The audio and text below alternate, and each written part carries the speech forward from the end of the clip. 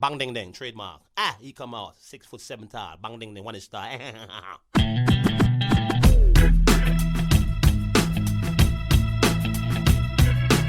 dong ding dong ding dong ding dong ding dong ding dong ding. It is a perfect day. Woke up to the sound of the garbage truck again. Upstairs neighbor's toilet's leaking on my head. And cars broke down, I missed the bus, there runs a 10. I had a feeling this was a day to stay in bed. I finally left my pad right on the jumbo's cloud roof. A police officer pulled out his gun and said, I said, sir, you got the wrong guy. I guess it's just a perfect day.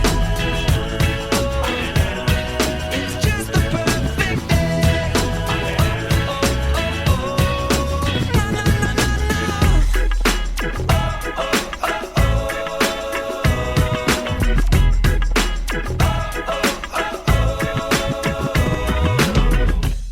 Hey everybody, welcome back to Eggs. Today's guest is Jennifer Peak. Jennifer is the founder of Peak Advisory Group, which provides strategic financial services for mergers and acquisition process of small to mid-sized companies, as well as to outsource CFO services for an exclusive group of clients. Peak Advisory Group specializes in business valuations, financial due diligence, including quality of earnings reviews, information memorandums, and strategic projects ranging from outsourced CFO and controller services to forensic accounting and process development for more timely and actionable financial information. Here to teach us a thing or two about financial literacy, welcome our guest, Jennifer Peak. Hi, how are you guys? Pretty good. Thank you for making the time for us. This is something I sorely need help with. Yeah, no, it was funny. I was just making a joke with Mike earlier because I had just taken a consolidation loan to pay down a couple like rogue credit cards and get the interest rates down and all this stuff. And I was like, you know what? I should have waited until we talked to Jennifer before I did that because now she's just going to come on and tell me how stupid I am for having gone that route. So I will say the interest rates are better and it will be paid off much quicker. So I think it's better, but I don't know. Then that's better. I think that's a much better deal. It seems like a win. Well, cool. So Jennifer, let's go ahead and just kind of kick things off at the beginning. Let's talk a little bit about who you are, where you come from, and what we're doing here. So, geographically born and bred in the Midwest, still live here in Kansas City. So spent my career and my life here. Started out in public accounting. So more, did my tour of duty on the audit side, and then went to work for a large corporation. A lot of the experience that I got at that large corporation was on mergers and acquisitions of all different sizes and on both sides. So when I left and started my own company, that was really the part of the work that I had done there that I focused on. I really like the deal making and the project focus of the work that we do. The marriage of that corporate experience with my audit experience is that the firm that I worked for when I was in accounting really focused on those small to mid-sized firms, a lot of family-owned businesses. So it's taking that expertise from the big corporation and working with small and mid-sized businesses. That's awesome. Because I'm sure that's, something that small and mid-sized businesses don't deal with all the time is the exit plan and how to get out. And having someone that knows what they're doing and is willing to work with them makes a big difference, I'm sure. Yeah. And it's, the reality of it is for those companies, those small to mid-sized companies and those business owners, this is a once in a lifetime thing, right? They're not going to do it over and over again. There are exceptions. They've been building the business the whole time. Right. And then the exit strategy, they've never dealt with it before. Yep. Well, and to your point, I mean, not everybody gets a dozen exits, a lot of times it is just the one, so it's not something you're probably going to have the opportunity to, develop the skills at or be that good at. So to have a resource like you would be great. I also imagine a lot of small businesses anyway, probably get started not thinking with the end in mind. They've jumped onto a skill or a trade they have, or, leveraging something they've learned somewhere along the way. And they're not even necessarily thinking about the business aspects or the longer term implications. It's more the, immediate, I know how to do X, so I'll sell X. that kind of Absolutely. And they generally decide to exit quickly, for lack of a better way to put it. They don't think 5 years from now, 3 years from now. Yeah. Sometimes those are really good life events. Sometimes there's not great life events. Sometimes they just get tired. Yeah. Well, it makes sense, especially if you've been in, a line of work for 62 years and you're looking at your 63rd birthday, right. It might be time to call it a wrap. And so I understand that. And I suppose by the time they think, just like everything else, right? We always kind of procrastinate to the last minute. Mm-hmm. I'm sure they're not planning the exit for 5 years up to the retirement. Like, it's just like, oh God, okay, I'm done. We got to wrap this up. Right. Right. So I'm sure you run into that quite a bit. So speaking of exits, though, so one of the things I guess that you would help somebody do when they're trying to formulate an exit is figure out sort of the value of their business and having some understanding of what they've got. I think a lot of times for a lot of people, especially smaller and more closely held companies, they may not dig deep on what the value of something really is. They might be able to look at sort of economic figures. How much did we make this year versus last year? That kind of thing. But when you actually get down to valuing a business and figuring out what it's worth for resale or for, liquidation or whatever, I imagine there are a lot of things that are commonly overlooked. So can you maybe talk to the, what sort of maybe, I don't know, top 3, top 5 things that business owners ought to be thinking about when they're trying to wind down or when they're starting to look at a valuation? Yeah, sure. I didn't even know that there was a title as a CVA, Certified Value Analyst. So that's new to me. Thank you for informing me. No problem. Yeah, go ahead and tell us about it, because it's sure. very intriguing to me. Sure. So there's first and foremost, the most valuations look at what kind of cash flow is the business generating. And what I mean by cash flow is really it's your net profit before any taxes that the company would be paying. And the reason there's lots of reasons that's important, but one of the biggest reasons that's important is because that cash flow is likely going to be needed by the new owner to pay the loan that the new owner is going to take out to buy your company. That makes sense.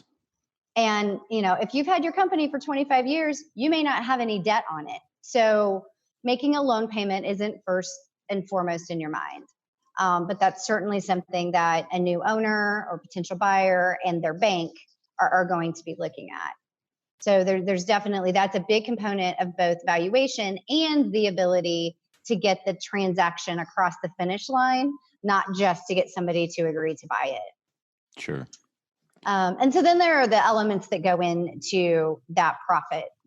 One of them is, the owners might be paying themselves a lot of money because they can, and why not? There's opportunities to adjust expenses in the valuation process for things that aren't going to be true going forward.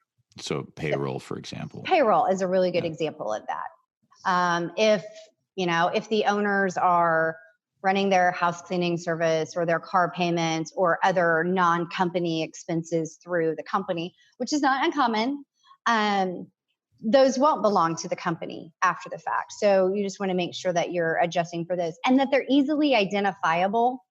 There's a lot of you need to be able to prove it to be able to add it back. Sure.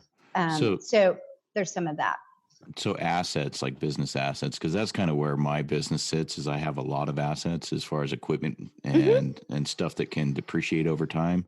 How would you go about adding that into the equation? So there's a couple of different ways that valuation looks at companies that have a lot of assets. And the first one is those assets are really used to generate the revenue that the company is earning. Sure. So there's that component. Then there's the asset value itself. And the way that valuation tends to look at it is generally from a replacement value perspective, which is not necessarily, I'm going to go buy a brand new one, but it's also not necessarily, if I put this thing on the auction block, what am I going to get for it? Yeah. Right? It's I've got to have a reliable piece of equipment. What do I think the replacement cost would be to get something that's about like what I've got? The converse element to asset heavy companies is if potentially the assets have a lot of deferred maintenance. So a new owner would have to spend a lot of money to kind of get them back into working condition. So there's two sides to the equation. The valuation can attribute more of the cash flow to the hard assets, or you can look at them as two definitive groups and say, here's the true value of the cash flow, here's the value of the assets, then I'm going to add them together. Okay. So the assets are very tangible, but something like a brand or name recognition isn't. Does that take a play into the evaluation of the business as well? It doesn't play, well, it plays a little bit into the valuation. And here's, I would liken that to, let's say that you're not going to carve off the intellectual property, that it really has to be sold as a cohesive unit. I would liken brand recognition to some of the other elements that improve valuation. Things like recurring revenue, long-term contracted revenue, any sort of long-term contracts that you have with vendors that ensure a certain type of pricing, particularly if you're in some sort of construction or manufacturing industry. Sure. Those are elements that point to sustained economic results and give you a lot more confidence in the future results. And that improves the valuation through a mechanism called the discount rate. But leaving the math out of it for a moment, all of those things add to the stability and the sustainability of the company's results, and therefore you get a higher valuation. Interesting. Okay. When you're doing evaluation, though, I imagine that one component, it just popped into my head when Mike was talking about sort of the intangibles, like a brand value. How do you deal with the emotional part of like, the business owner who owns the business, who may think their business is worth more than it is because they love it? But when you actually get down to the brass tacks of what something costs, like I imagine there's sometimes some disparity between what they think it ought to be worth and what it actually is worth.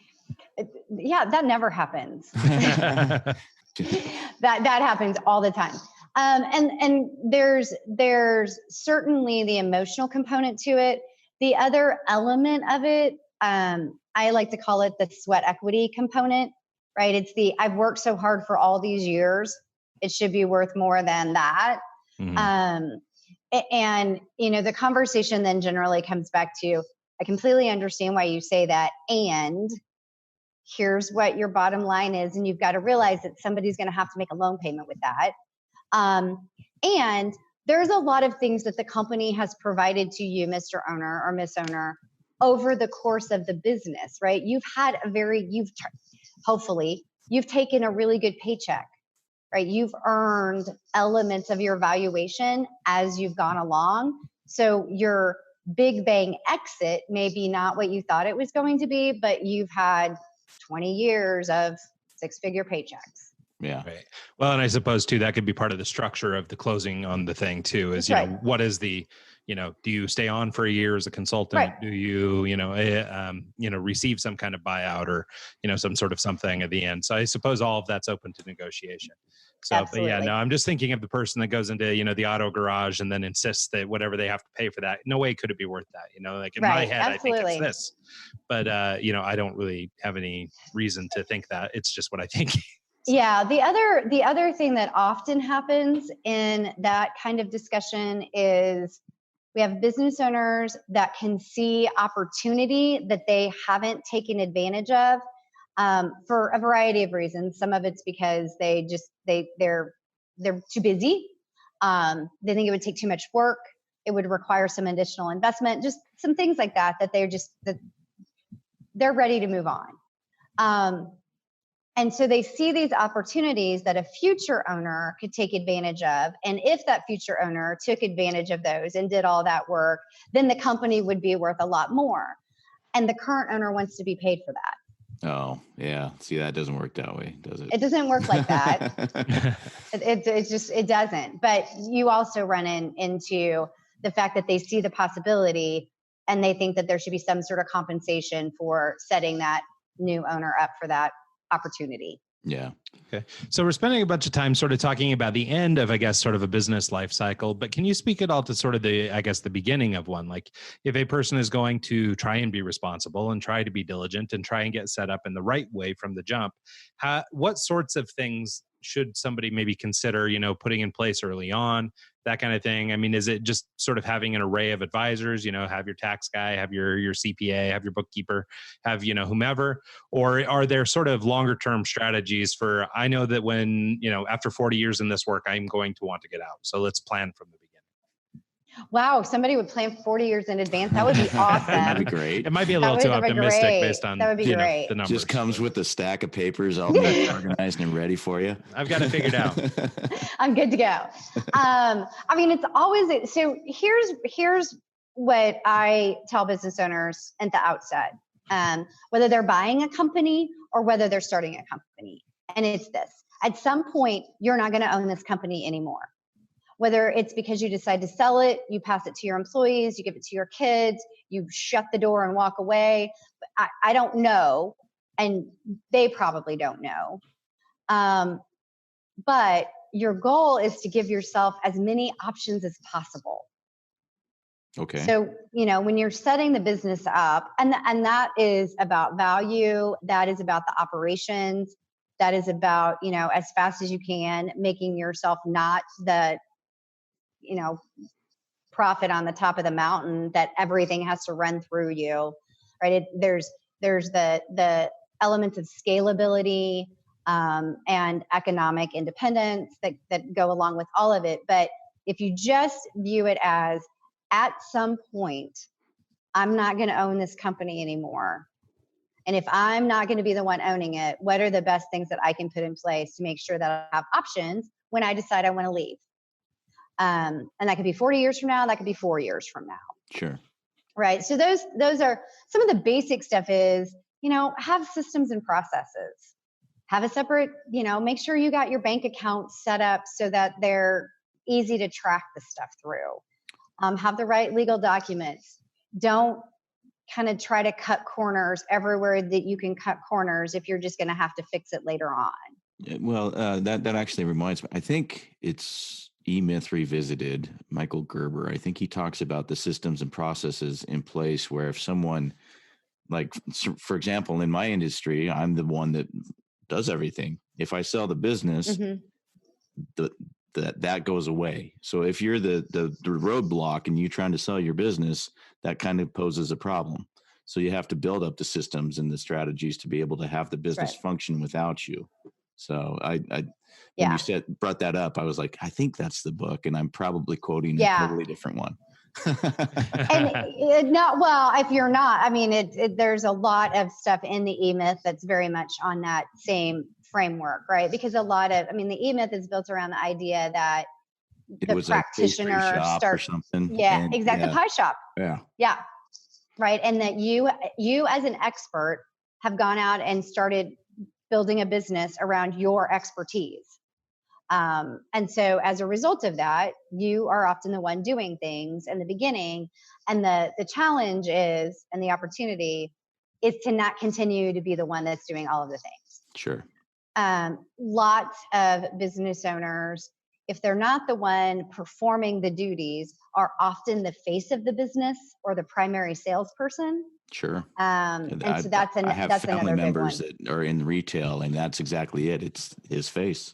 And if he walks away, the person that everyone knows and loves, the business is going to go with it. And it really does make a difference.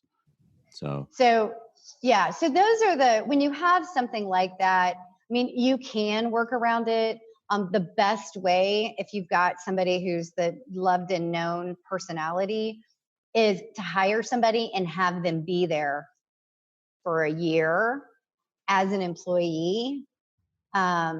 And whether that person buys the business or whether somebody else buys the business, you've transferred the relationships completely outside of a transition. See, that's something I never even thought about, is the transition for the customer side of things versus the owner side of things, because they're getting a new person, and that could change everything. So that's interesting you brought that up. Yeah. And there's plenty of businesses where that doesn't matter at all. Yeah. True. right? It doesn't matter at all. And the unfortunate part with smaller businesses is that the owners don't realize that until they're actually in a negotiation with a potential buyer. Sure. Like they're all the way in the middle of it. And that's a tough place to be. Yeah. Yeah. Well, and I suppose you start making decisions based on wrong factors. You're maybe not, That's right. doing the things that might be best in your best interest just to make the deal happen or, whatever. But yeah, I'm Right. sure you're opening yourself up to problems by doing it that Yeah. way. You become motivated by getting the sale done, and not maybe what's best for the customers, the business, or things like that. And the reality of it is when you get into a sale process, you're being surrounded by advisors who really want to get the sale done. Sure. Right. It's like buying a house, I'm sure. That's right. Want it Yep. through the pipeline. Yep. Can you actually maybe walk us through a scenario business sale? Like if you were to come in to Joe Schmo's Crab Shack and sell his business, what would you need from him and expect going into the conversation? So the first thing that we do when we sit with business owners is we try to address some of the things that you guys have already brought up. And that is, realistically, here's what your numbers look like from the purview of you want to sell the company. So before we all invest a lot of time and money and you get your hopes up, let's take a look at the numbers. And really we start with the last 3 years worth of tax returns. Sure. There's, one of the things that happens when you say that to people is they'll be like, oh, but there's a lot of stuff that I do for tax purposes that isn't really what happens in the business. And I get that. There's a lot of decisions that we make for taxes. And there are certain tax laws that treat things in business differently than that would look on your financial statements. Sure. The challenge is that the banks, when they go to lend somebody money to buy your business, rely on your tax returns. Now, we've had clients who have decided that their best interest is to amend their tax returns, and they've done that. How hard of a process is that? It's not hard. Yeah. It's not challenging. I mean, it has to be defensible. And some of it is just about, changing your mind about how you've categorized certain items, or, you could have had terrible bookkeeping. Sure. And you paid somebody $200 to do your taxes. And you're like, okay, well, I need to clean up all of my books. And when I do that, it may result in an amended tax return. Is that a red? I know we're trying to avoid the random, the tax comments. Is that a red flag for an audit? I think there are a number of factors that the IRS looks at in terms of what could flag somebody for an audit. And I think it varies on industry. It varies on what the tax filing history of the taxpayer has been. I had a client that went through an audit, interestingly enough, on the year where they paid the most taxes that they had ever paid. Weird. And that was the year that got audited. And we asked what flagged the return for an audit. And for corporate tax returns, there's there's 20 lines of very discrete expenses. And then there's a line that's everything else. And it was the everything else line that flagged them. But you have no choice but to put everything else in that line because it doesn't go in the other line. Right. So I don't understand why I'm being audited because I put everything where it belongs. And so it was a very easy audit to get through. Sure.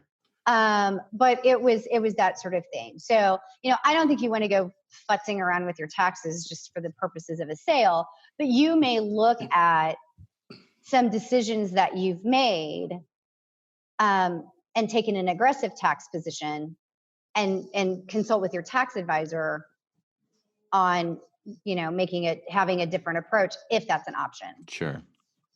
So, why is that well, obviously we kind of did a broad overview of that, but avoiding paying higher tax, it's really just breaking down to if they want to get a loan on it or not. Is it just the Yeah. hard numbers, or is it the inventory and everything included in the loan? There's a couple of things. So certainly a lot of banks will loan on collateral, inventory, equipment, things like that. They're still concerned about getting their money on their loan payment. Sure. Right. So they need to be able to see that there's enough cash coming off of the business that the business can make the loan payment. Even if it's collateralized, they want to know that you can make the payment, because they don't really want to come and take your equipment and sell it. Yeah, they don't want to deal with that. They don't really want to deal with that. But if we go back to the tax conversation a little bit, a lot of businesses are focused on, and a lot of tax advisors are focused on, minimizing the business taxes. And you can do that. Like if you're asset heavy, you can do a lot of that through depreciation. Well, depreciation isn't real money, so it doesn't count against you when you go to get a loan. Interesting. Right? Because you're not writing a check to somebody for your depreciation. Yeah. And there are other things related to compensation, right? So incentive compensation that's tied to company results works differently than if you just gave everybody a raise. Okay. Right? Because if you give everybody a raise, that's what they're going to make. And unless a new owner wants to come in there and give everybody a pay cut, then they have that overhead. Then they have that overhead, and it's built into the company. If you have bonuses that are based on revenue or gross profit, the more successful the company, the more the employees get paid, but it's being funded by the growth. Okay. That's tricky. That makes sense. So you can accomplish the same goal just by doing it a couple of different ways. So do you think is it better to buy an existing business or build one from the ground up? There's always pros and cons to everything. The benefit to buying an existing business is that a lot of the foundational work's been done for you. As long as it's a business that you would want to be in, that you have some sort of experience running. Right. So I wouldn't recommend somebody go buy a retail store if they haven't at least done a tour of duty through retail or fast food, a restaurant, and never have been a cook before. Exactly. Yeah. There's a whole bunch of things that come with that. The margins are different. The staff turnover is different. The customer management, the advertising, all of those things are completely different than if you go buy a company that is producing something like building, they're making countertops, or they make healthcare products or something like that, right? Like that's got a whole different element to it. And the other thing that I would say is that, it's fairly classic for white collar former corporate people to go buy a company because they're used to managing people, but they go buy a company that's almost all laborers. Sure. They don't really know how to manage the laborers. Yeah, a little bit different. It's a little bit different. And what motivates them isn't what motivates the typical office worker. I have a lot of clients where they have the shop trade labor, and they're like, we should get a 401k. And I'm like, they don't care about your 401k. They really don't even care about your health insurance. You know what they want? $1 more an hour. Yeah. It's crazy. I'm sure you get a really insider look in a lot of different businesses and how they operate just by having to look at their books and go over all the revenue. It's incredible. So we've been talking a little bit about sort of the the characteristics. If you're going to sell your own company or something, some of the things you ought to have lined up. Let's sort of flip that a little bit, maybe to Mike's question earlier, and talk a little bit about sort of the due diligence that you need to put in when you're buying one. So like if I was going to step up to some company and rather than be selling my own, I was actually interested in making this purchase, what types of things should I be looking for? And I imagine they're probably similar to what the sale, the person doing the selling probably needs to have in line. But can you speak a little bit to what that process might feel like? Yeah. So one of the things that is interesting is that when we have worked with buyers, they get really focused, and a lot of our conversation to this point has been about expenses. And so buyers get really focused on expenses. And they'll ask me, they'll be like, is there anything else I should be looking at? And I'm like, the revenue, like really, these operating expenses, they're sort of just going to happen. Please don't worry about whether you can reduce the cable bill. Like, I know you can get internet phone service cheaper, but okay, you need to be worried about the revenue. Like, how profitable is the revenue? Where is it going to come from? It's not just going to keep showing up. Yeah, that makes sense.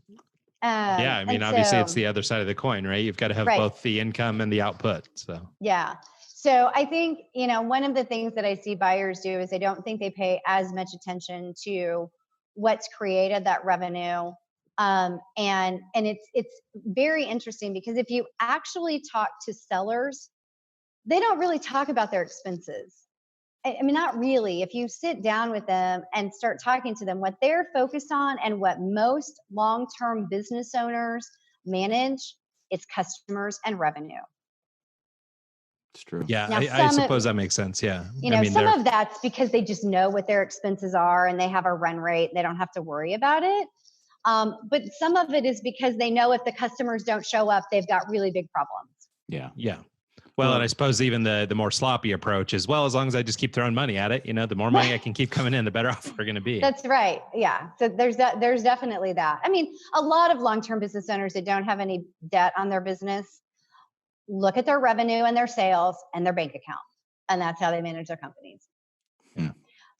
And that really, I think, frustrates buyers when they're trying to have a really deep dive conversation with the business owners about, okay, I want to get in there. I want to turn over all the rocks and there's none to turn over. Yeah. There's none to turn over. Yeah. And generally business owners aren't trying to hide stuff. Now, when we go through and do financial due diligence for buyers, we look at internal financial statements, tax returns. We look for things like customer concentration, right? Do you have a customer that makes up 50% of your revenue?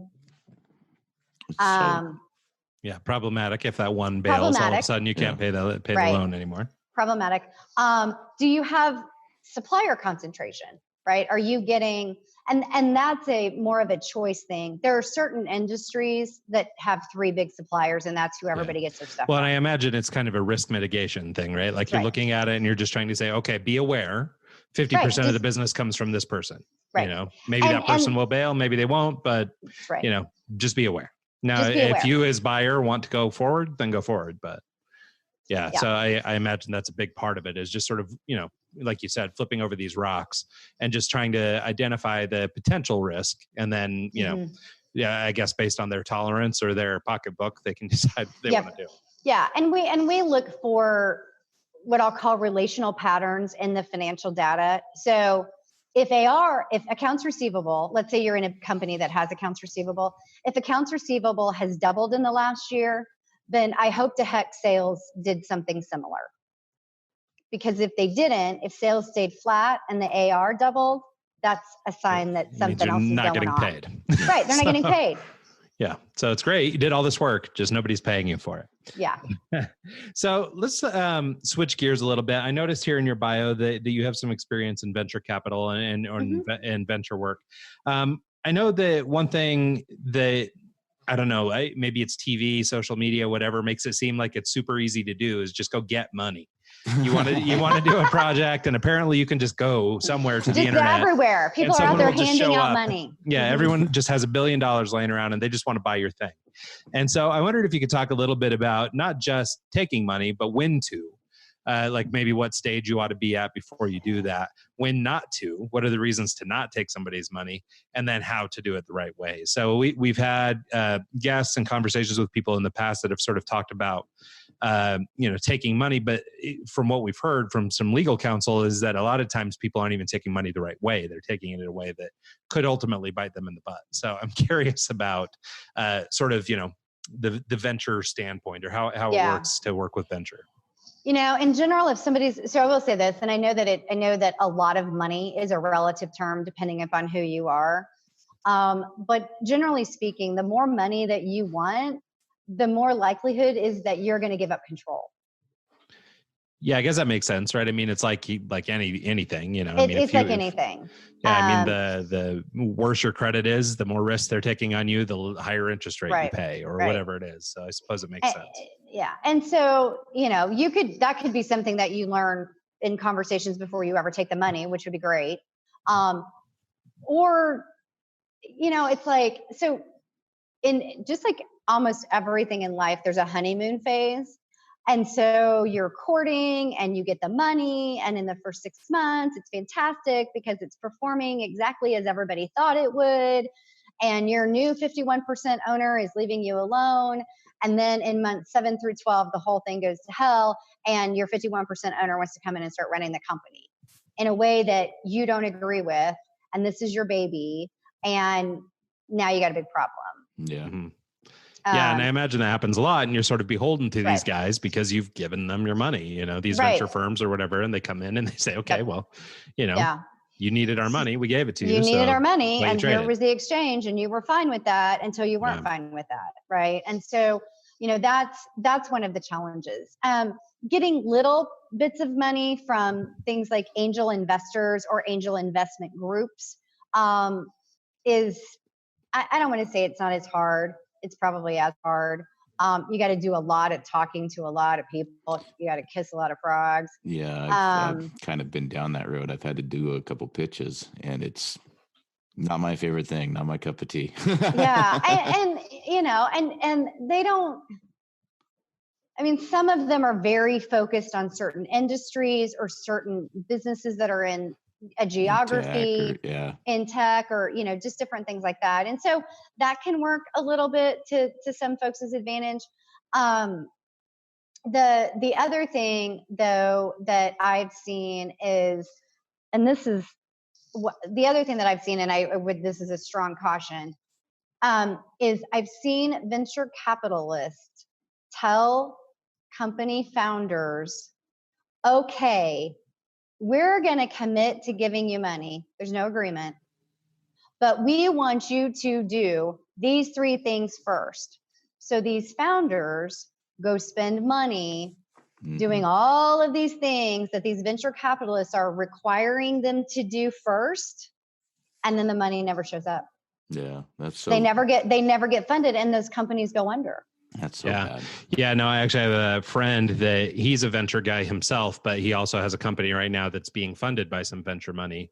And that was something, I mean, without knowing all the nitty gritty about what went on, basically they'd hired a bunch of people, they did all these things, in preparation for this new money that was coming in. And then the money fell through for one reason or another, cost him $6 million or something. Like, it was this huge mistake, like just huge mistake. And, I mean, luckily he's in a situation he wasn't totally ruined, but for a lot of people they would have been. Yeah. And so it's really scary. And I mean, I guess it's anytime you're, beholden to somebody else, the mob or the venture capitalist, it's kind of the same thing. Now we've kind of talked about this, assuming that somebody is going to take an ownership part of your company, right? They're going to have a stake in it. So they're going to have a say. And they may not. There's types of ownership that don't result in them having actual management control. So there's options there. But you can get debt venture capital, right? You don't have to get debt from a bank. So there are also options where it's more like not a traditional loan. You're probably going to pay a higher interest rate. It's probably going to have a little bit different terms, but now you're making a loan payment instead of having somebody messing around in the middle of your company. Right. 100%. Well, and I suppose too, it varies a little bit probably on the business too. I mean, if you happen to be, I don't know, you've struck gold, you're going to be one of these unicorns and you found something that's just the perfect thing for the market. I suppose you might have a little more leverage in a discussion for venture versus, you're just trying to get the startup going. You believe in it, but it's not proven in the market yet. And you just need some money to keep it moving. Yeah. I suppose, depending on your situation as the founder, it may affect your relationship as well, or affect how involved the venture group might be. Yeah, I think if you're starting a company, and I live in Kansas City, so we have a lot of these types of organizations around here, and I'm sure I know other cities do as well. But there's a lot of incubators and accelerators and programs like that are designed to not only kind of help you get some of the foundational pieces in place, but the swan song out of the program is a pitch, right? And those programs are bringing all those investors in there. And so it's a little bit more articulated and choreographed than you trying to go out and find these venture capitalists on your own. So I actually went through a process like this, and I paid like $3,000 right around there just to go and help them craft my idea, come up with the financials, and I think I got swindled, to be honest with you. I'm not going to say the name because they're local and you don't want to go there, but it almost seemed like that once they had the pitch out of the way, it almost felt like it was more of their couple friends who might have money, but here, come sit down and talk and pitch. Now you're out of their hair and you don't have to deal with it anymore. And I kind of still have a bad taste on my mouth about that, but in Kansas City, we have ones that are actually backed by larger corporations. So if as a startup business owner, you're considering something like that, I would definitely vet them, just like you would anything else. Sure. And I don't know when you went through it. I'm confident that the people in Kansas City who went through something like this 10 years ago had a vastly different experience than the people who are going through the accelerators now. Sure. I suppose too, just with the popularity of sort of entrepreneur culture and everything else like that, I suppose you're going to get good and bad too. You're going to get people who are, maybe they're not swindlers, but maybe they're just not good at their job, or maybe they don't have the right connections, or they don't have the right whatevers. And so, I'm aware of at least one organization that part of what you agreed to when you got in the program was that you gave them 5% equity. Mm-hmm. Yeah. We got that on the table. Like we were talking about that, but it was just a really bad experience all in all. I'm looking at your website right now, and it's peakadvisory.com, PEEK, and going over your services pages, and I see something that I have never heard of before called financial autopsies. How do they work, and what does that involve? It sounds fantastic, doesn't it? It sounds like kill you and take all your money. I'm like, okay, this is new. Let's go down this one. Yeah. So there's a lot. I will tell you that for the most part, we do these when we have companies that are on some sort of growth trajectory and are having cash flow problems. Okay. And think they shouldn't be because they're growing so quickly and they don't understand where the money is. So, and there's a couple of drivers behind this. The first and foremost, growth takes cash. And I think, depending upon the type of business that you're in, it could take more cash than you think it should. Oh yeah. I've learned that one the hard way a few times. Yeah. So some of it is just the business owner doesn't understand what their cash conversion cycle is. Right. So from the moment that the first penny goes out the door on a particular product or service to when you get paid for the work that you've done, how long does that take? Sure. So some of it's that. Some of it is not understanding that you've set up certain payment terms for your customers. And they don't apply by them. They never follow. And I know, I don't even understand what that. The heck? Right? We have all these terms over here, and then I've got to pay all these vendors, and I got to make payroll. Right?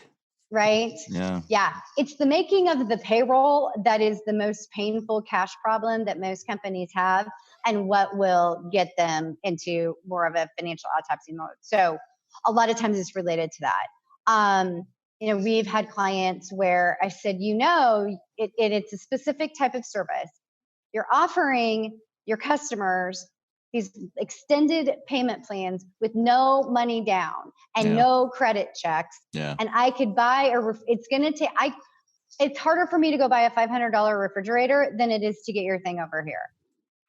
It always boggles my mind when people come in and say, for example, you have an event coming up and you got food vendors that are supposed to come and provide the food for you. And then, oh, you didn't have a contract. So we're just going to wash our hands of them because the event's not making enough money. So we don't need that food vendor anymore. But they don't think that the food vendor just bought all the food and supplies and everything that they need to do your event. And then you're just kicking them to the curb. And now they're stuck on that product, that material. And it's in every service business. The behind the scenes expenses that get involved into stuff like that, renting equipment, doing this, doing that need to be paid. And then the client takes 4 months to pay you. And it just makes zero sense to me. And I honestly think I'm going to switch my business model to payment up front or you don't get service at all because it's, it is. And there's depending upon, again, what type of product or service you're providing and what kind of the risk associated with that payment is,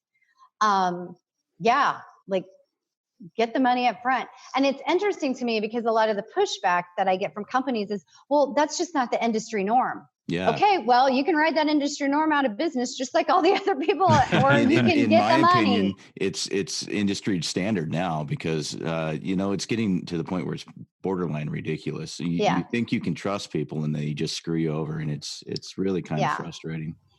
So. Yeah, and so the other thing is that I think I think there's a lack of understanding sometimes about how. I mean, everybody, like, let's say that you rent your office space and the rent's due on the first of the month. And for whatever reason, you've timed your payroll. So it's always due on the first of the month. Yeah. And, you can think about how it should all average out, but we all know it doesn't work like that. It doesn't work like that in your personal life. It doesn't work like that in your business either. So, some of the other stuff that we look for in that process is, how can you make your outgo match your inflow as much as possible? The more those are in sync, the easier your life is because you're not sitting around doing math all day. Yeah, that's very true. I guess we're kind of getting up on that time frame. Is there any parting shots you'd like to go over or places people can find you? Well, you mentioned our website, and that is an excellent place to find us. We have a number of articles on there. We have, if you scroll down a little bit on the homepage, we have a quiz that's free that folks can take. It'll give them a sense of kind of where they stand from a business value perspective. There's a report that comes with that can be helpful. And really, it includes not just here's what you're doing right or wrong. It also says, here's some stuff that you could look at doing otherwise. So you're mainly looking for people, or you're in the acquisition and selling side of things. So if you have a business you're trying to sell, you're the person to hit up. Yep. Okay. We can definitely help with all of that. We also work with companies that are like, I'm not going to sell right now, but I want to get an idea of what it's worth. Sure. And then we refresh that valuation on an annual basis. Well, and I suppose having an understanding of your valuation sort of throughout the lifetime of a business, that's right, might help you when borrowing money or whatever, if you need to go to the bank to buy a big piece of equipment or something, having some understanding of where your business is so you can go to your banker and say, well, look, this will be no problem to pay for this because look at our numbers, that kind of thing. So, so I imagine it's not something that should always be held off until the end. Yeah. And we've had, some of our other clients have said, I've had a couple of people just casually make a comment about maybe wanting to buy us. And if that were to happen, I kind of want to know where I stand, right? I don't want to wait until somebody gives me an offer before I react to it. I want to. Yeah, because it may sound like a lot of money. You might go, holy crap, you want to give me what? And then you talk to, somebody like you and find out that your business is worth half of what they offered or something. Right. And then you're like, or double. Yeah, either or double way. what they offered, yeah. And so it makes sense to just have, I think it's probably sound advice anyway, that you should have some kind of mastery over your numbers anyway. And so, but it makes sense also just as an extension of that, to have an understanding of your company's valuation. So it makes sense to me anyway. So cool. Well, thank you so much, Jennifer, for coming on the show. We really appreciate your time. I think this was great information. I think a lot of people will enjoy it. Once again, the website is peakadvisory.com. give her a shout. I'm not sure though. Are you Kansas City, Missouri or Kansas City, Kansas? So Oh, are look you a at Chiefs you. fan or aren't you? Uh-huh. Well, I mean, I think you're a Chiefs fan, even if you're on the Kansas side. I'm on the Missouri side. Okay. So we'll let you slide. So, so great. So cool. So yeah, reach out to Jennifer. We'll make sure all her contact information and everything is on the website. And when this goes out, we'll have all that information available. Thanks to everybody who's tuned in and watched the video and downloads the show, everything else. If you have questions for Jennifer or anybody on the show, send us a note, info@eggscast.com, or go to the show, go to the website, eggscast.com, and fill out the form. So cool. Jennifer, thanks so much. Really appreciate you. Thank you. Yeah, have a great day.